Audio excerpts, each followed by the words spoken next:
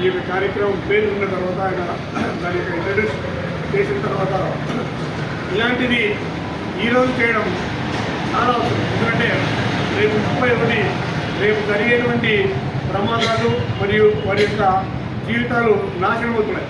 ఏమిటి, ఎందుకు నాశనం అవుతాయని మీరు అనుకోవచ్చు. అందరూ జనవరి 1 మనది కొత్త సంవత్సరం అని చెప్పేసి కేరింతలు కొట్టి రాత్రి 12 గంటల వరకు తాగి తందనాడి ఒకరు బండ్ల మీద ఇంకొకరు ఢీకొని వాళ్ళ యొక్క ఫ్యామిలీస్ బలైపోయి వాళ్ళ మీద డిపెండ్ అయినటువంటి వాళ్ళందరూ కూడా జీవితాలు నాశనం అయిపోయి ఇబ్బంది పడుతున్నటువంటి ఈ సందర్భంలో ఒకరోజు అడ్వాన్స్గా ఈ కార్యక్రమాన్ని ఏర్పాటు చేసినందుకు వారికి తెలియజేసినందుకు ముందుగా యువతకు నా యొక్క హృదయపూర్వక ధన్యవాదాలు తెలియజేస్తున్నాను. ఎందుకంటే ఇది కంపల్సరీ ఈరోజు అవసరం. ఎందుకంటే సమాజంలో జరుగుతున్నది ఏంటంటే ఇదే, ప్రతి యువత ఏమి ఏర్పడిందంటే క్లబ్బు పబ్బు అలవాటు పడింది. ఎక్కడైనా చూసుకోండి, ఇంకా మన అదృష్టం కొద్దీ మన దగ్గర కొంత తక్కువే. కానీ సిటీస్ కల్చర్ లేకపోతే సాయంకాలం అయితేనే వీకెండ్ పేరు మీదుగా వాళ్ళు క్లబ్లకు వెళ్ళి పబ్బులకు వెళ్ళి వారు తాగి తొందరగా ఆడి తిరిగి వస్తున్నటువంటి సందర్భంలో ఎన్నో యాక్సిడెంట్ గురైపోయి బలైపోయి, అంటే తన డబ్బులు ఖర్చు పెట్టుకొని తనదే ఆదాయం అంటారు, ఖర్చు అయిన తనదే, తర్వాత భయాల్లో పడిపోయినప్పుడు అవమానం పాలయ్యేది కూడా తనే. కాబట్టి ఇన్ని ఇబ్బందులు ఉన్నప్పటికీ మనం కానీ దాన్ని మానుకుంటున్నామంటే లేదు. ఈరోజు యువత దాదాపు 90% త్రాగని వాళ్ళంటూ ఉండరు. 90%, ఏ 10% ఏదో కొంతమంది ఉంటారు ఇలాంటి యువకులు.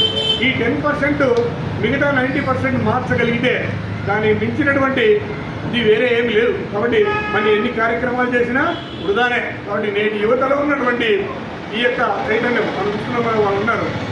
యువత ఏదైనా సాధిస్తారు. ఎందుకంటే మా ఏజ్ వాళ్ళు 60 దాటినాయంటే మేము ఏంటికి పనికిరాము.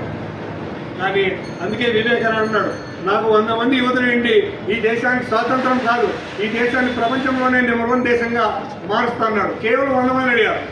కాబట్టి అలాంటి గొప్ప వివేకానంద పుట్టిన మన దేశంలో ఈరోజు దీనికి బానిసైపోతున్నాం. దేనికి, మందుకి, మత్తుకి, మరియు రీసెంట్గా మత్తు మందు.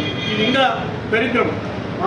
ఇదైతే ఏదో పర్వాలేదు, కానీ మనకు పూర్వం ఆచారంలో కొన్ని పద్ధతులు ఉన్నాయి.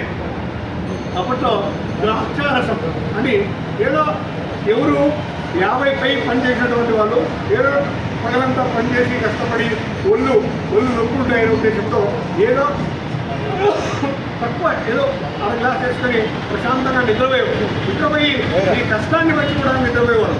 కానీ ఈరోజు పరిస్థితి అంటే ఉదయం నుంచి సాయంకాలం వరకు త్రాగుడే, ఇంకంతేకాదు ఏ పని చేయడు.